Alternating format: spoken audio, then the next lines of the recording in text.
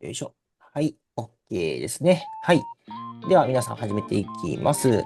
ゼロからわかる肺の構造と呼吸器系ということで、解剖学の苦手意識をなくす視覚的スタディガイドということでやっていきます。はい。勉強会はですね、また明日も、僕ではなく、B ナビのベカミさんのところで行いますので、よかったら参加してください。日本時間の21時半からスタートですね。はい。ではですね、早速なんですけども、ひたすら暗記で文字だけではイメージが湧かない、胸腔、胸郭、違いがわからない、解剖学って似たような専門用語ばかりで頭がパンクしました。でも大丈夫。文字ではなくイラストとイメージで捉えればすっきりと記憶に定着していきます。はい。では皆さん、レビューブックを開けてください。そしてレビューブックのページと皆さん調べられたらちょっと教えてあげてもらってもいいですかね。はい。どうですか？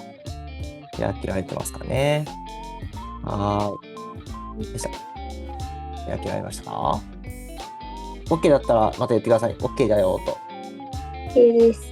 OK はい、で OK です。す。OK はい、です。ひなこさんもありがとうございます。OK です。はい。ではですね、まずは空気の通り道ということで、はい。空気の通り道は鼻腔咽頭。さて、これ何て読むんでしょうか？ひなこさん。口頭。うん、ピンポン、口頭ですね。喉に頭で口頭です。で、気管支、肺胞です。さて、皆さん、質問です。ででん。ガス交換をする場所はどこでしょうか？もう一回いきますよ。ガス交換をする場所はどこでしょうか？はい。では皆さん、オープンチャットにも書いたので、ぜひぜひ見てください。さて、皆さん、どうぞ。ごめんなさいね。よいしょ。はい。では、ひなこさん調べられましたか？はい。はい。じゃあ、どこでガス交換を行っているのでしょうか？肺胞です。ピンポーン。はい。そうなんですよね。肺ではなく肺胞ですね。じゃあ、見ていきましょう。はい。まずね、鼻腔の役割です。さて、ここ、まいこさん、なんて書いてますか？加湿、加温、加うん。湿、うん。ゴミの、除去。うん。まさに空気清浄機。そうですね。合っております。はい。ですね、鼻のところですね、皆さんね、どうでしょうか。エチケットと言っててね、鼻毛とか抜いてませんか？鼻毛とかね、ごっそりね、今、ゴッソくんとかもあるらしいですけども、あまり抜き切らないでくださいね。あれしちゃうと、鼻からどんどんばい菌が入ってきてしまいます。はい。風邪の始まりはね、結構鼻からって言われているので、ちゃんと鼻、ね、注意してみておいてください。さて、次は、呼吸にはね、2種類あります。さて、ででんと。ほい。今2種類あったのがちょっと見えたかなと思うんですけども、呼吸には2種類あります。外呼吸と内呼吸。さて、それぞれの違いは？はい。じゃあ皆さんまた調べてみましょう。どうぞ。はい。では、あさみさん。呼吸には2種類あるんですけども、外呼吸と内呼吸の違いを教えてもらってもいいですか？はい、外呼吸ははい。外気とのガス交換で、うん。内呼吸はうん。組織の中で行われる血液と細胞との間のガス交換のこと。うん。ちょっと皆さん調べてみて分かりましたかね？アウトプットも皆さんできてると思うんですけども、見ていきましょう。そうですね。美咲さんもありがとうございます。はい。外呼吸はですね、肺胞と毛細血管でのガス交換。はい。内呼吸はですね、血液と組織の肺胞でのガス交換ということでございます。大きな違い、どうでしょうか？理解できましたか？ひなこさんも OK ですか？はい。はい。2種類あるっていうことですね。はい。なので、呼吸、これは2種類あるんだけども、どちらも欠けてはいけないものです。はい。覚えておいてください。でも、どっちが大事っていうと、先に空気を取り入れるので、さて、これはどちらの方が大事かなというと、ちょっとこれも聞いていきましょう。ゆかりさん聞こえますか？はい。はい。外呼吸か内呼吸、ゆかりさん的にどちらが大事だと思いますか？はい。うん。どちらも大事なんですけどもね。もちろん。うん。空気を吸って吐く。さて、これはどっちでしょうか？空気を吸って吐くのははい。それね。外呼吸やね。息を吸って吐く。はい。ではね、ちょっと皆さんにももう一個質問です。はい。ここ、大事なところなんで覚えておいてください。肺胞が、いきますよ。肺胞が、もし、潰れてしまっていたら、ガス交換はどうなるでしょうか？はい。またちょっとチャットに書いてみました。ぜひ皆さんお願いいたします。はい。さーて、どうでしょうかね。よいしょ。これも一時一回停止し。はい。では、ひなこさん。はい。肺胞が潰れてしまうと、どのようなことになってしまうんでしょうか？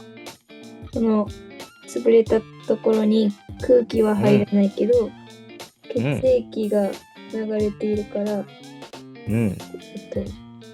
酸素と二酸化炭素の交換がうまくできる。そういうことです。めちゃめちゃ言語化上手じゃないですか。どうしたんですか、ひなこさん。はい。めちゃくちゃ上手じゃないですか。はい。今の皆さんね、覚えてくださいね。今、ひなこさんの言葉ね。で、皆さんの今回答しているところもね、グッドでございます。三谷さんが最後にね、出していただいているオープンチャットの内容を見ていただいてもすっきりわかるかなと思いますね。潰れた肺胞、空気が入らない換気ゼロ。はい。血はそのままでも抑え血管流れる。はい。いいと思います。このような形でね。はい。ただですね、この肺胞が潰れるっていう病気、なんか聞いたことあるのかなと思うんですけども、さて、どんな病気があったのか。あ、神さん、こんばんは。申し訳ないです。夜遅くに。ちょっと時間皆さんずらしましたが。聞こえますか？神さん、聞こえます？聞こえます。大丈夫です。OK です。こんばんは。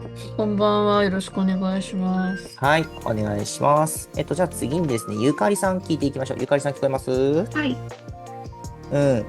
疾患によって例えば肺胞が潰れる、で、肺胞の炎症が起きるとかね、言われているね、疾患があるんですが、さて、どんな疾患があるのか知ってますか？ゆかりさん。何でもいいです。頭に思い浮かぶもの。COPD とか。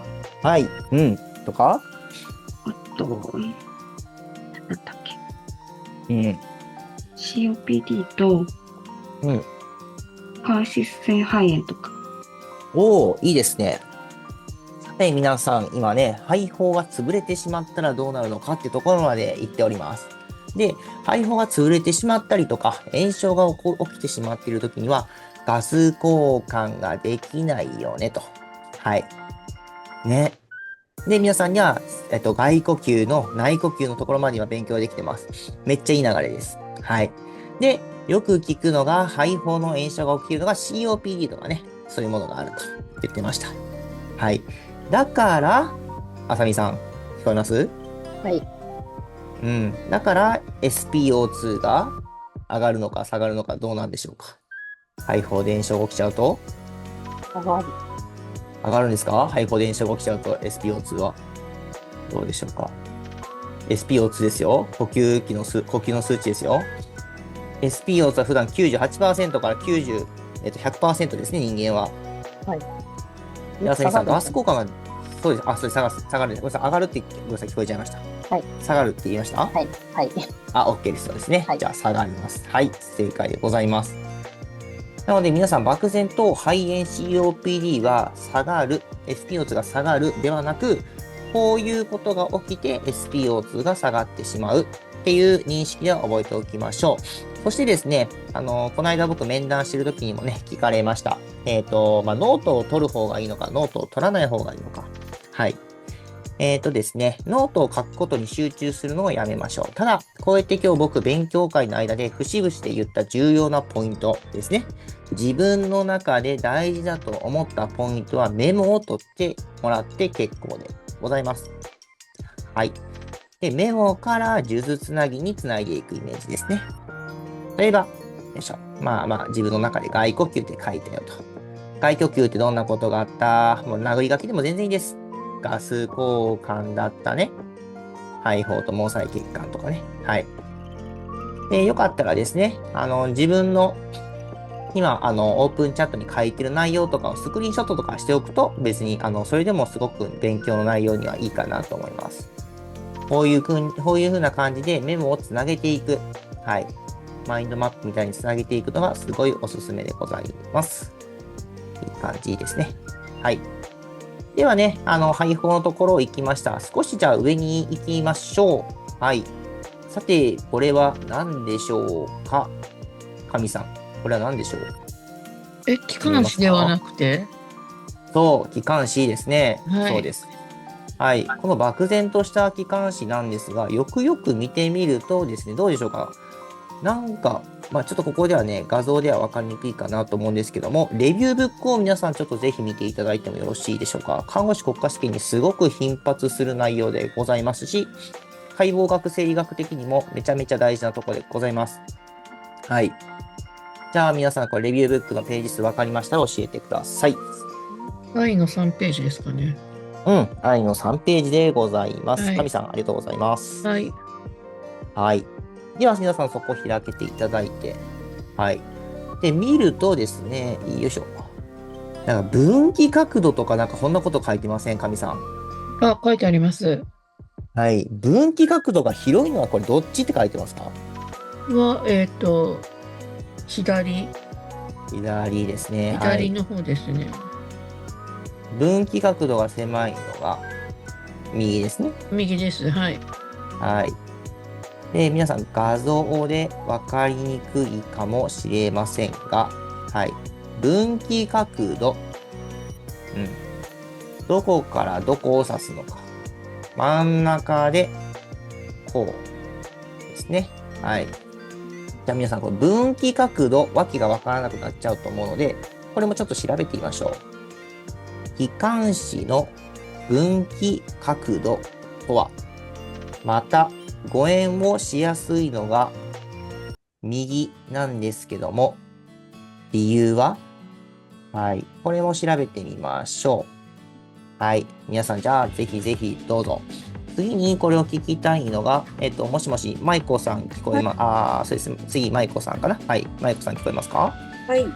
はい。じゃあ次、舞子さんにこの分岐角度と誤嚥しやすいのが右の理由をちょっと聞いていきたいなと思います。はい。はい。じゃあ皆さん、アウトプットどうぞ。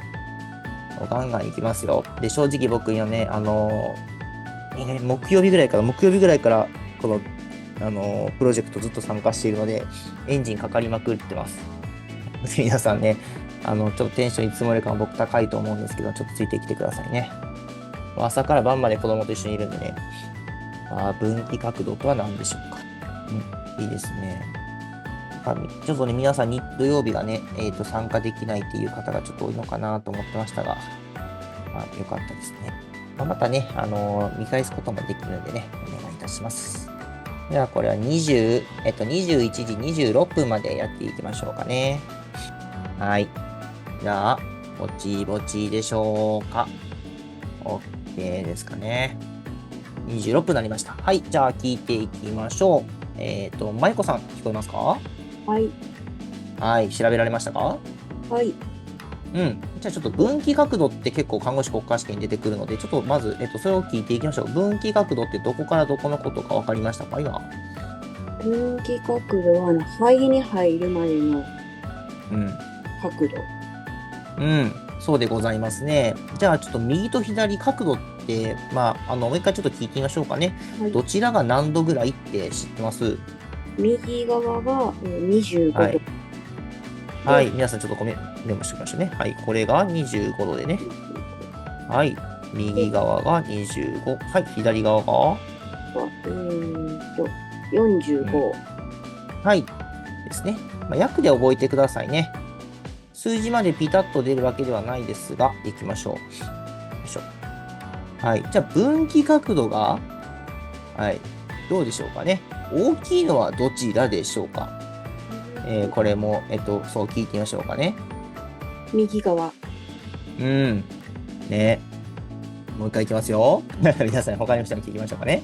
はい、じゃあ、ひなこさんに聞きますよ。ひなこさん、分岐角度が大きいのはどっちでしょうか？ひなこさんどっちだと思いますか？分岐角度が大きいのは。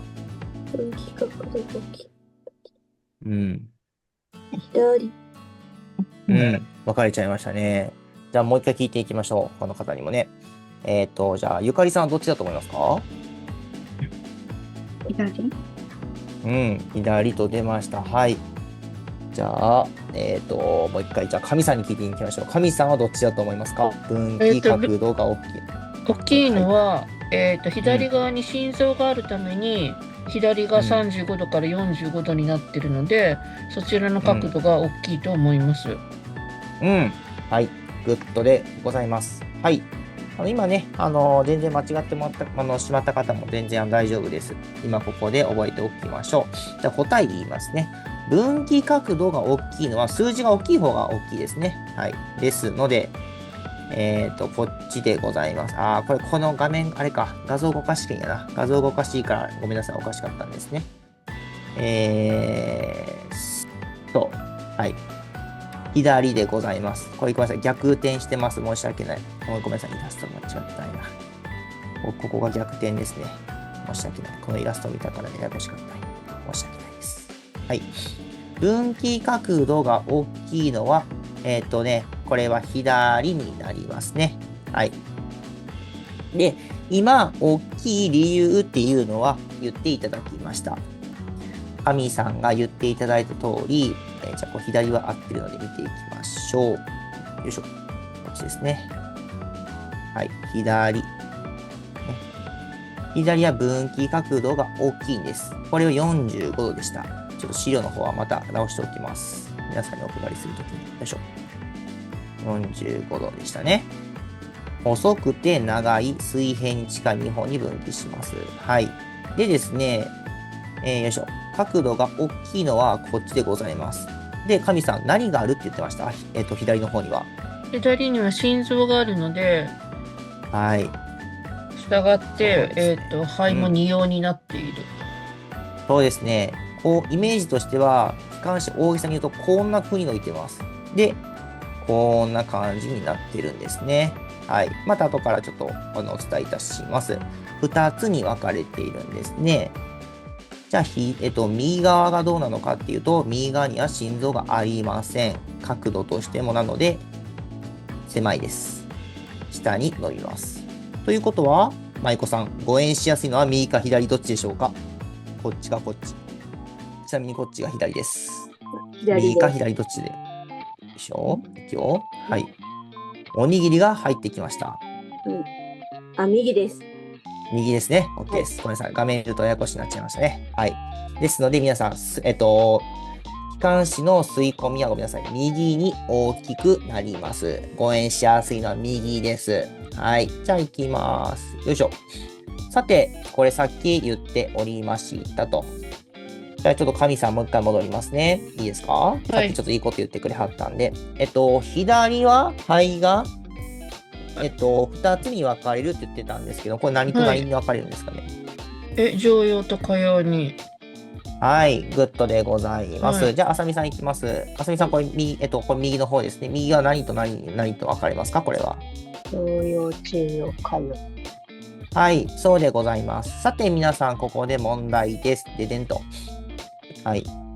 下用ってすごく範囲が狭いんですけども、どこから聴診すると聞きやすいんでしょうか？はい。どこを聴診したら聞きやすいんでしょうね。どの部位を。もちろん、この部位を聞くのもありでしょう。ただですね、よいしょ。ただ、前からじゃ聞きにくいんかなと思っております。ちょっとね、これは皆さんにも聞いていけたらいいなと思っております。はい。ひなこさん。はい。下用はどこから聞いたらいいんでしょうか？どこを聞こう？そう、ピンポン、背面です。さて、皆さん、レビューブックは背面あるかどうか、ちょっと難しいかなと思うんですけども、これをぐるっと反対に向けたときに、肺の裏にはですね、べったりと下用がぐおーんとくっついております。そして、問題ですね。痰はどこに溜まりやすいんでしょうか？ひなこさん、上用か中用か下用、どこだと思いますか？だよ。単。うん。そうですね。なんでなんですかね。それを思った理由聞いてもいいですかね。タイドレナージするときに、うん。タが上に上がっていくって習ったか。うん。うん。うん。うん。あともう一個考えてみましょうか。ハイドレナージっていう言葉も出ましたが、今じゃあ肺炎で考えてみましょう。肺炎の単で皆さん OK ですか？考えてみますよ。ミュート解除している方、神さん、ひなこさん、ゆかりさん、まいこさん、あさみさん OK ですか？はい。はい。じゃあ、単が出ました。はい。単は液体です。今ちょっとひなこさんに聞きますけどもね。じゃあ、頭を起こしていることが多い。そして、寝たきりの患者さんね、どうでしょうか？重力で単はどこに溜まりやすいんですかね、ひなこさん。下に下がって下葉に溜まりやすい。ピンポン。だから皆さん単を、単の音とか聞きたいときにはこの下葉で聞きなはれというわけでございます。皆さん OK ですか？はい。はい。で、タイドレナージのお話が出ましたので、一緒にちょっとやっていければいいなと思っております。はい。さて、ちょっとタイドレナージのことわからない方もおられると思うので、ちょっと調べてみましょう。タイドレナージとは、はい。ちょっとじゃあ皆さん調べる時間をどうぞ。はい。いいところまで来ております。よいしょ。画面、僕の顔はちょっとオフにしておきますね。重くなるので、ズームがね。僕の画面見えてますかね？画面共有しているの。はい、大丈夫です。はい、OK ですね。じゃあ行きます。次ね。はい。じゃあね、肺の上下はどうなっているのか、位置関係を正確に知っておこうですね。はい。もうここはちょっとサクッといきますよ。上は肺線部。肺線部。これ結構皆さん間違いやすいんで覚えておきましょう。はい。じゃあ、まゆこさん聞こえますか？はい。線って書いてます。はい。線って漢字で言うとこれどういう意味合いがあったか覚えてますか？尖ってる。そう。だから、肺の形は尖っておりますね。こういう感じで。尖っておりますので、上側が肺線部です。逆に下が肺底部です。そこで。ここは覚えておいてください。OK？ はい。よいしょ。簡単ですね、ここはね。すごく簡単なところなので、ちょっと覚えておいてほしいなと思います。はい。よいしょ。でですね、肺の入り口の肺門っていうところがあります。はい。肺門っていうのはですね、気管支や血管が肺に出入りするところ、めちゃめちゃ大事な重要な道路ということでございます。さて、これを見ると、気管支もだし、肺の動脈もだし、気管支動脈もだし、静脈だし、神経もすんごく大事なところが行き来しております。ただ、肺門自体は胸膜に覆われておりません。さてまたね、わけのわからん言葉が出てきました。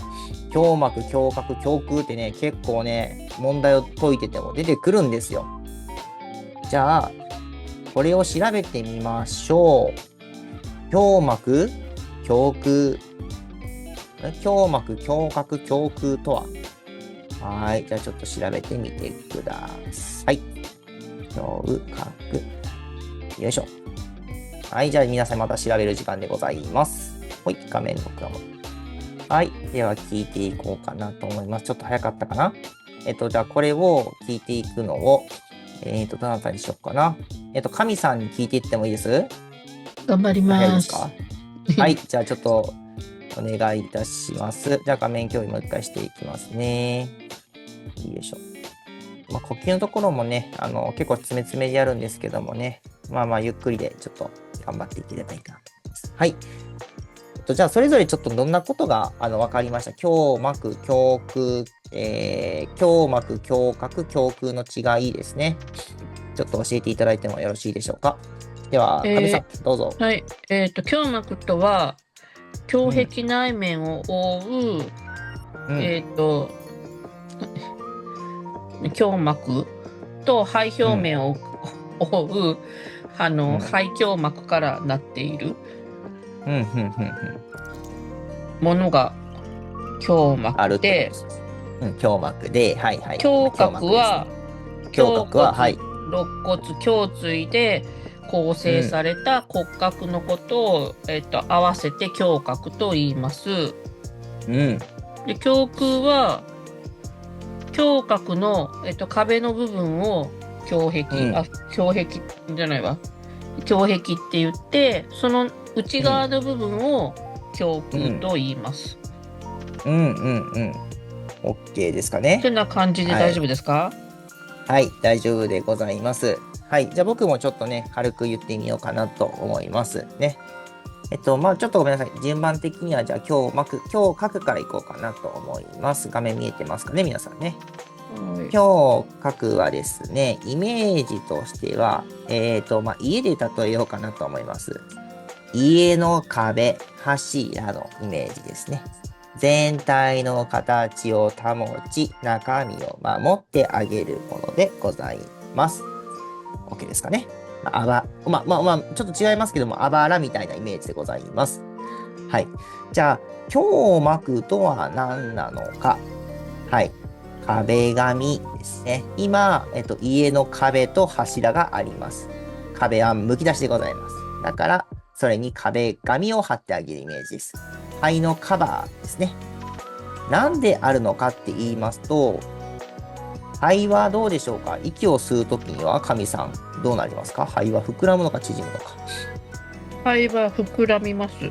そう。で、閉じるときにはシュッとしぼみますね。はい。さて、そのような状態で何もなかった場合ですね。はい。肺がどんどん傷ついちゃいますね。はい。なので、摩擦を防いであげて、動きを滑らかにしてあげる役割が胸膜にはあるんですね。はい。滑らかにしてあげる。でです。壁とカバーの間が胸腔でございます。なので、胸腔もスペースがなければですね、摩擦が起きてしまうってイメージですね。よいしょ。よいしょ。こんな感じでしょ。よいしょ。はい。よいしょ。肺がありました。胸膜、周り守ってますね。はい。で、胸郭がこの周りのところをこう司っております。間のところが胸膜腔ですね。間があるというイメージでございます。肺ってこんな感じになってたんですね。胸膜は肺をビヨーンと包む二重の風船だと思ってください。胸膜ですね。よいしょ。なので、すごくこのイメージが大事です。なぜと言いますと、ここのところにドレーンを入れるものがあります。ドゥドゥンと。さて、舞子さん何か知ってますか？このドレーンを何ドレーンって言うんでしょうか？胸腔ドレーン。そうですね。胸腔ドレーンと言います。胸腔ドレーンっていうのは正式名称は胸膜腔と言うんですけども、この間に入れてあげるんですね。さて、ここでさっきね、勉強していたところも生きてきます。また胸腔ドレーンの勉強会はしますし、よければ、なんと、過去にやった動画がわかりやすくありますので、去年の1月、つぶやき部屋じゃなくて、オンラインチューブ見てみてください。あります。ただ今日やってしまうと時間が押しちゃうので、またちょっと次回よければ時間あれば見といてください。肺があって、胸膜があって、その間だよっていう感じですね。胸郭は骨の鳥かごとその中の空間ですね。胸郭見ていきましょう。鳥かごのような骨格ですね。はい。こんな感じでなっているわけです。すごいですね。はい。ここはあまり覚えなくても大丈夫でございます。よいしょ。はい。ではですね、問題ということでございます。ででんと、ひなこさん。じゃあ、右の肺と左の肺の間は空間はどうなってるんでしょうか？何がここに入るんでしょうか？ちょっと下には書いちゃってますが。中隔。そうなんです。肺は2つに分断してます。ででんと。じゃあ、間には何が入りますの？間をちょっとつなげてあげるような役割が中隔でございますね。右と左の肺の間にある空間です。よいしょ。ごめんなさいね。よいしょ、よいしょ。中隔にはね、重要な臓器が密集しております。はい。肺門とか言っていましたが、心臓もありますし、静脈もありますし、ね、覚えておきましょう。はい。では次にですね、皆さん呼吸音について勉強していければいいなと思っております。ちょっとじゃあ5分ほど休憩して、次の勉強会に備えましょう。よいしょ。じゃあ一回ちょっと画面共有の方終わります。よいしょ。じゃあ皆さんちょっと眠いと思うので5分間だけ休憩して、ちょっと早めに今日は終わりますね。じゃあ画面ちょっと録画も一回ちょっと停止します。はい。ではですね、もう一回じゃあ始めていきたいなと思います。じゃあミュート解除していただいてもよいでしょうか。お願いいたします。はい。ではお願いいたします。はい。ではですね、肺の構造について正しいのはどれか。じゃあこれちょっと聞いていきましょう。ひなこさん。はい。これ答えは何かわかるかな、間違えてもいいですよ。2番。うん。はい。4番ですね。よいしょ。あとは、ここは大丈夫で、言っていた、今日良ければ呼吸不全のところをやっていければいいかなと思うんですが、さて皆さん、呼吸音には何種類あるか、知ってますかね。ちょっと調べていただいてもいいんですけども、良ければ今僕は、出版の資料を持っていますので、それを見ながら教えてできるといいと思います。さて、画面が変わりました。皆さん、僕の画面見えてますでしょうか？はい。はい。はい。OK ですね。さて、これを見てみるとどうでしょうか。あさみさん、これは呼吸音の種類何個ありますか？4つですね。さて、大きく分けてみると、連続性と断続性に分かれております。さて、ここのところの勉強会ですね。先週かな、ひなこさんが呼吸音ね、報告難しいよ言ってたところなので、ちょっと入れてみようかなと思ってました。OK ですか、ひなこさん。はい。よう聞いてくださいね。じゃあ、あさみさん聞いていきますよ。はい。連続性と断続性っていうのが大きく2つに分かれるんですが、大きな違いは何ですか？分かりますか？何を連続性と、何を断続性って言うんでしょうか？連続性は、連続性と断続性の違いですか？そうですね。何が違うんですかね。連続性は定調性と好調性があって、断続性は細かいとか粗い。連続性はどうでしょうか？これ見てもらうと、はい。途切れるか途切れないかですかね。はい。大きな違いというのはここになっていきます。よいしょ。でですね、555と高い、長く続くのが論回といって、太い期間にドロドロの痰が溜まっているとかですね、いびきがあるっていうのは、これ気管支炎の時に555とか言いますが、適正音っていうのはですね、見てみてくださいね。こういう風にプツッとだいぶ狭くなっちゃってますね。なので、こういうところでいくと、ヒューヒューヒューと音が鳴ります。ゴーゴーゴーと音が鳴るのか、ヒューヒューヒューと音が鳴るのか、っていうところでございます。はい。でですね、断続性っていうのは、プツプツプツと音が途切れることを言いますね。よく言うのは水泡音とか言いますね。気道にサラサラの液体とか水や分泌物が溜まって弾けたりとかしているので、プツプツプツ、ボコボコボコ、ね。っていう感じで音が鳴ります。これを水泡音と言いますね。断続性の水泡音が聞こえますとかですね。で、もう一個、連発音っていうのは、パチパチパチ、ピチピチピチ、チリチリチリと音が鳴ります。どういうことかっていうとですね、肺胞に硬く粘っこくね、合っているので、息を吸うときに、無理やりペリペリペリと音が鳴るような音が鳴ります。これは間質性肺炎っていうものでございます。覚えておきましょう。大きな違いはですね、音が続くか続かないかっていうので、見ていただけるといいかなと思っております。よいしょ。よいしょ。ではですね。よいしょ。ではまたこちらの方に戻っていきます。よいしょ。これですが、急になぜかプレゼンテーションが消えちゃった。はい、見えてますかね。画面の方 OK ですか？はい。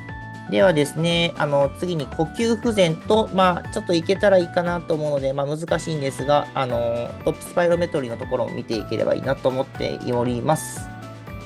だいぶ難しいところに入っていきますので、ちょっと5分間だけ聞いててください。はい。ここですね。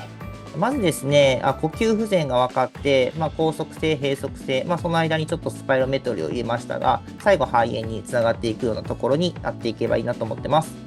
まずですね、呼吸不全ってそもそもどういう状態なのか。はい、ちょっと皆さんもこれ調べてみてください。呼吸不全ってそもそもどういう状態ですか？はい、調べる時間でございます。どうぞ。呼吸不全ってそれぞれどういう状態で、1型、2型に分かれると書いております。さて、1型、2型って何なんでしょうか？どうぞ。ちょっと今日はここまで言って終わろうかな。はい。1型、2型のところを説明し、次回はスパイロメトリー。ちょっとね、肺炎のところだいぶボリューミーなので、ちょっと今月は月に3回ではなく、もしかしたら4回するかもです。ちょっと調べてみてください。はい。どうぞお願いいたします。じゃあ、ゆかりさん、呼吸不全ってどういうことでしたか？調べてみたら。はい。うん。肺でのうん。ガス交換ができなくて、うん。血液中の酸素が足りない状態であって、うん。で、動脈血二酸化炭素の分圧がうん。 45以下のものを1型呼吸不全で、うん。 45を超えるものを2型呼吸不全と分類。うん。よし。じゃあ、他の方にも聞いてみましょう。ありがとうございます。じゃあ、まいこさん、どういうことでしたか？はい、私も、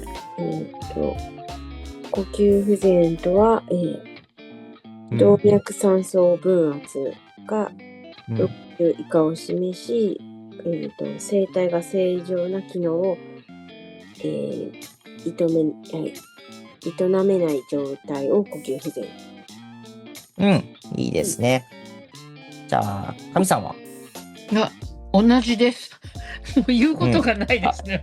同じいや、いいです。同じことでも全然いいんですよ。ぜひぜひ言ってください。PaCO2 が45通る以下のものが1型呼吸不全で、PaCO2 が45通るより大きくなったものを2型に、呼吸不全で、そもそも2型は、二酸化炭素結晶のものを言うって感じでいいでしょうか。はい、OK です。皆さんどうでしょうか？わかりましたかね？トントン。はい。まずですね、呼吸不全っていうのは、1型、2型はこんな感じで分かれるわけなんですね。よいしょ。ちょっとここだけ終わったら終わりますよ、皆さんね。はい、頑張りましょう。1型、2型の大きな違いね。まず見なければならないのは、ここは一緒なんですね。PaO2。なので、酸素の量は低いっていうのは一緒なんです。はい。もう一個じゃあ見ていかなければならないのは、45以下なのか、45よりかも大きいなのかです。普通に呼吸が少なくなっている。ハースーハースーハー。ね。これは僕たちでも起こりうるでしょう。僕たちでも起こりうるっていうのはもしかしたら呼吸不全のことですね。息を吸うことができない。ね。例えばお水に溺れてしまったりだとか。そういうことはおそらくあるでしょう。じゃあ2型はどういうことなのかっていうと、溺れてしまうプラスです。息を吐くこともできない状態ですね。はい。さて、これ大きな違いね、ここなんですが、ちょっともう一回大事なところですよ。1型の場合は、これ酸素を投与してあげれば、あさみさん治ると思いませんか?1 型呼吸ですかの。1型は。そうですね。2型はですね、酸素を投与しただけでは治りません。もう一個何をしなければならないのか。二酸化炭素を出してあげなければならないんですね。なので、息を入れるだけではなく、酸素を入れるだけではダメです。酸素療法だけではダメなんです。なので、人工呼吸器を必要とする可能性が高いですね。人工呼吸器は空気を入れてあげるではなく、もう一個空気を吐き出すことも補助してあげます。今は勉強してみるとですね、皆さん、また、警備カニューレとか、酸素マスクとか、それぞれの違いもぜひぜひちょっと宿題として調べておいてほしいなと思います。酸素マスク、警備カニューレ、で、ベンチュリーマスク。そして今でしたら、よく出てきますのが、高流量でいくネーザルハイフローですね。はい。それぞれの違いをぜひぜひ調べてみてください。すると、1型呼吸不全に対応できるものなのか、2型呼吸不全に対応できるものなのか、酸素が低いのか、二酸化炭素だけが低いのか、それだけで見ていくっていうのがすごく大事かなと思っております。なので、もう一回復習します。呼吸不全はですね、どちらとも、よいしょ。動脈血酸素分圧が60トロール以下の状態です。大前提、酸素が足りていない低酸素血症であること。ここから二酸化炭素が低いのか、二酸化炭素が溜まっちゃってるのか溜まっていないかの違いです。で、1型呼吸不全の時には、酸素マスク、警備カニューレとか、そういうものが一般的ですけども、2型呼吸不全になった時には、二酸化炭素も外に出してあげなければならない。だからコロナの時に使ったネーザルハイフローであったり人工呼吸器が必要になってくるというわけですね。皆さん、OK でしょうか？はい。はい。っていうのが今回の勉強会の内容でございました。申し訳ないです。夜の多分皆さんの方では11時とはなっておりますが、またですね、来週も勉強会やっていければいいなと思っております。またアンケートはですね、ちょっと出した時には早めにしていただきますと時間は考慮できますので、ぜひぜひよろしくお願いいたします。来週は日本でお会いしましょう。はい。ということで皆さん、今日の勉強会参加いただきありがとうございました。ありがとうございました。はい。また感想をですね、つぶやき部屋の方に書いておいてください。面談ももうできる方おられますので、早めに面談予約の方よろしくお願いいたします。では皆さん、おやすみなさい。はい、おやすみなさい。失礼します。はい、失礼します。